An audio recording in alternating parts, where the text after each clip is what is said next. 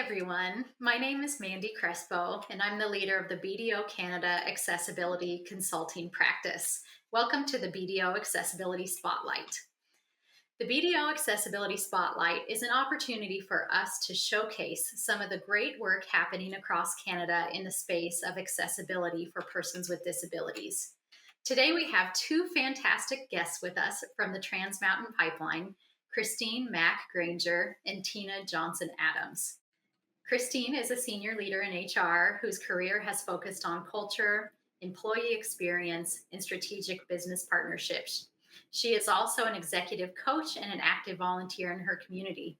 At Trans Mountain, she is the director of HR programs and the Inclusion, Diversity, Equity, and Accessibility portfolio. Tina is a human services professional who is passionate about advocacy and social justice and looks at how to apply these concepts in the variety of spaces she gets to work. She is the current senior advisor on inclusion, diversity, equity, and accessibility at Trans Mountain, where she explores how to advance inclusive workplace strategies for the organization. Christine and Tina, we are thrilled to have you here today. Thank you for joining us. I wanted to have an opportunity to talk to you and for you to share all of the things that have been happening at Trans Mountain. I know 2024 has been a huge year for you. What have been some of the highlights in the past year? Thank you for having us, Mandy. I'm going to say that it's just been an incredible opportunity to be involved in the organization as our, Line 2 pipeline project has transitioned from project to in service. And being able to be part of an organization, witnessing the pride within the organization, and also the value that this has brought to our customers, but also our country. Yeah, it's huge, isn't it? I mean, I know it's been a long time coming, and there was a lot of work to get you to this point. So many people involved, so that has to feel incredible to get there. It's Yeah, pretty exciting here. yeah.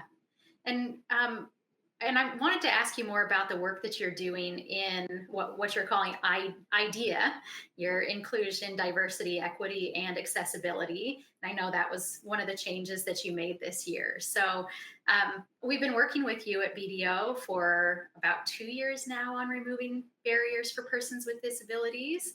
And I've been impressed with so many of the changes, including that shift from like equity, diversity, and inclusion to including accessibility in that. What do you feel like have been the biggest wins for accessibility at Trans Mountain? Can start. I think, first of all, that exact item that you mentioned. So we transitioned what we used to call our inclusion and diversity portfolio to include accessibility. So we have rebranded it as inclusion, diversity, equity, and accessibility. And what it does for us is it really creates the importance of accessibility within our inclusion and diversity portfolio and our initiatives. And the second thing that's been a big win is when we first started to consider how the Accessible Canada Act, how we would implement that within our organization, we didn't really understand the broad definition of accessibility. And we started with a very narrow definition, more so around physical space. And so as we worked with yourselves and we also got to learn a lot around it, around accessibility, we realized the breadth of it. And so with that, we were able to engage a number of other people within the organization who are working with us on the implementation of the Accessible Canada Act, and also who become real organizational champions with us for this initiative. Yeah. And it's been so fun to see that too, to Yeah. see the group kind of come together and for you to be able to draw on so many people that some started out with not a whole lot of knowledge about accessibility, and to see them grow over time and get more passionate about it, that's been really cool for me to witness. Yeah, and I would say myself in that cohort as well, about not really understanding much about it, and really understanding, with the work that we've been able to do over the past 2 years, all of the facets accessibility touches. Yeah. And Mm. I will mention too, this summer you had some incredible co-op students and that got brought into the team and did some great work as well, which was really neat to see. Yeah. Yeah, just to jump in and echo a bit what Christine was sharing. It's been a really cool year of learning not only what accessibility looks like for us, with the Accessible Canada Act, but as Christine was mentioning, just the number of people in different areas within the organization outside of HR, who really took up the charge to see how we could implement these, and so really being able to collaborate with leaders in this space has been really cool, and thinking outside the box of what accessibility can look like for us everywhere from procurement to communications to IT to even how does that work within our culture as well. It's been a lot of learning, but it's really cool to see when things start to get implemented and start working and paying off. It's pretty cool. Yeah. Yep, that's amazing. And I have to say too, I know Tina, we presented not too long ago to opened up a session for all of Trans Mountain to talk about accessibility and all the work that's being done. And some of the points that you shared with everyone at Trans Mountain about things that are happening in accessibility really made me very proud, and I'm sure make you very proud too. And I think about like we talked about Microsoft Office and or Microsoft 365 and turning on accessibility features to make sure that people could check documents for accessibility. And I know you've talked about like adding Braille to signage. Yeah, I wonder if there were other things that you can think of that have happened in the past year or two that you were really proud of. Yeah, I see a lot of work happening. I'm going to come back to actually our HR group because I guess I have the closest proximity to that, and get to see what's happening there. There's been so many great conversations around how do we make the process of whether it's through hiring, through onboarding, um, and the employee experience while they're here throughout the life cycle. How do we embed accessibility from the very beginning stages all the way until till now? And so I've been really encouraged by some of the conversation, and some little pieces like you were mentioning, with Microsoft Office and Braille. Some of these are really uh, I say small, but they don't feel small. I think they're actually quite significant, but they're just pieces that we could implement right away without taking years to develop, and so I think that's really kind of kept some of the momentum going when people can see some of these actionable pieces get put into place while we're also dreaming about bigger things that we want to do as well. So Yeah. And that I think that's such an important distinction is like how can you make those little steps all along the way while also planning to make these bigger changes, because not everything with accessibility has to be big and expensive and take a long time. Some things you can just do, they're pretty simple and or relatively easy to implement, and while there's others that you just have to put a lot of thought or time or resources into to make things happen. So it's I love that approach of thinking about how you can do both and plan for both. I know you've had so much happening at Trans Mountain, where you've had the new pipeline. I know your number of employees was huge. You've had all kinds of fluctuations, lots happening. Um, I was wondering from both of you, how did you approach removing barriers for persons with disabilities during such a busy time at the organization? Great question. When one of our things that we need to do this year across all of our work is what's consumable by the organization during a big year to minimize distraction for the significant operational uptake in our second pipeline. And so I would say a few things around that. Number one, as mentioned, we have kind of pillar leads for each of the areas of accessibility, and they've helped us plan what's possible within their organizations and their areas of focus. I think one thing that really helped us was, we started this past year, we've really dug into a current state. And that has helped us understand, like, where are we starting from?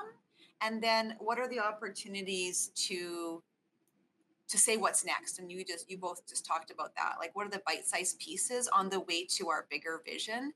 And that's allowed us to really decide what is consumable and possible. And there's things just like Microsoft 365 where it just shows up for people and there's not a big bang or need to do something with it. So it can just happen in the background. I'd say the third thing for us is thinking about how does this work connect to the broader system and the other work we already have underway. So an example within our team is, we are really looking at our data from the Employee Equity Act and thinking about how do we reduce barriers for some of those key designated groups. And for us, persons with disabilities is one of those key groups. So how do we implement and integrate this work into work we're already thinking about, so it doesn't feel like a net new add to the work we're doing? Yeah, and I think that's such a smart approach to it not only ties what you're doing together, but it all feeds up into those bigger ideas of what you want to be as a company, where you want to get to, what you want your culture to be like. And it just coming from the outside and getting to watch for a few years of what you're doing, it's so fun to watch the intention that you're putting behind creating a culture where people feel included and are having good experiences as employees or as customers or people who are working with or are impacted by the work that Trans Mountain is doing. So yeah, I think that all that accessibility work is tying in, and you're being very intentional about that. It's so cool to watch. I just want to add to that too, because I've been in this role for a year, and there was work that was happening before I started here. But what I can say in the last year, and I think before I even arrived, is there's a lot of work put into having a shared understanding of accessibility and what does that mean. I remember having initial conversations, and diving into, let's talk about accessibility, and people pausing me to say, like, what does that mean? What do you mean when you say that? And so I think it was good to take a step back, and to make sure that we were in fact talking about the same thing, and that we did actually in fact have a shared goal of having a barrier-free workplace, and what are barriers, and what does that look like. So yeah, I think putting in that work, and slowing down a bit to make sure we were talking the same language, that was super key, and to help people not feel overwhelmed in coming along with us in the work too.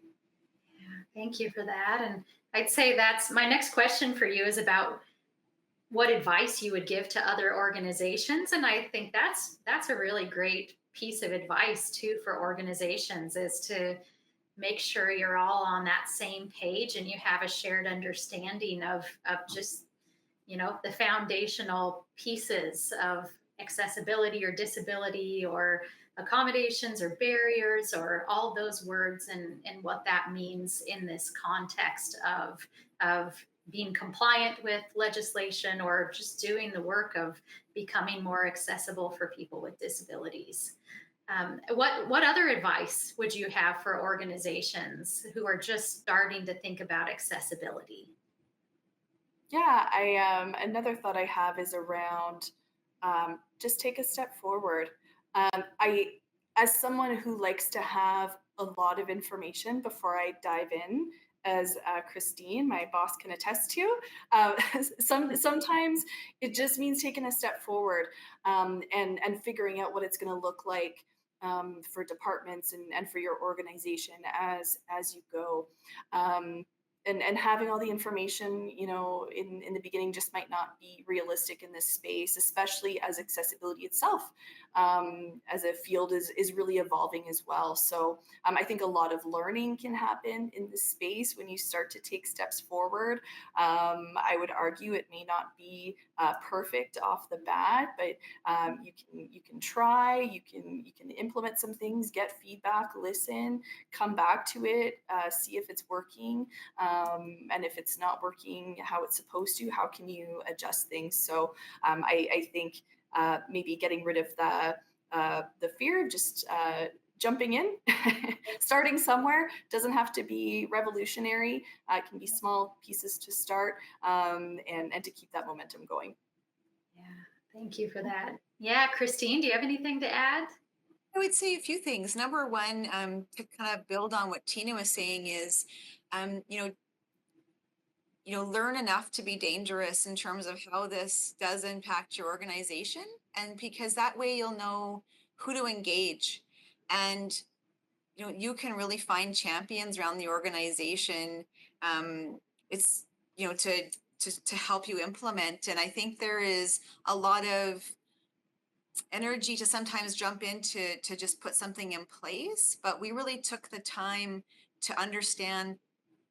I remember, Mandy, one of our early meetings, and we were talking about accessibility. And we finally said, "What does it mean, like in a holistic way?" Yeah. And we quickly learned based on some great information that BDO had for us, and through reading, and that helped us then put those kind of ways to step forward in place by understanding what it means, because it's much broader than what our initial perspective was.